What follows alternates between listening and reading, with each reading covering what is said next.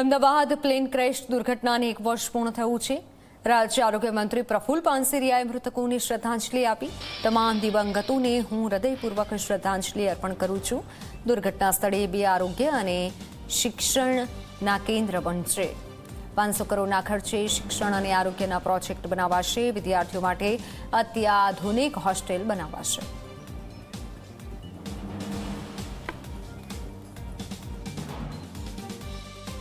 તો હું તમામ મૃતક આત્માને હૃદયપૂર્વક શ્રદ્ધાંજલિ પાઠવું છું। એમના પરિવારજનોને સાંત્વના પાઠવું છું। જે સ્થળે પ્લેન ક્રેશ થયું હતું એ ટોટલ જગ્યા આરોગ્ય વિભાગ સાથે અને સરકારની છે।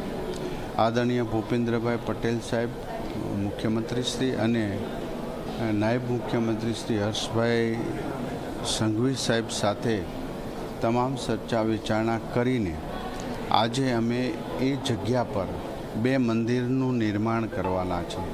એક આરોગ્ય મંદિર અને બીજું છે શિક્ષણ મંદિર।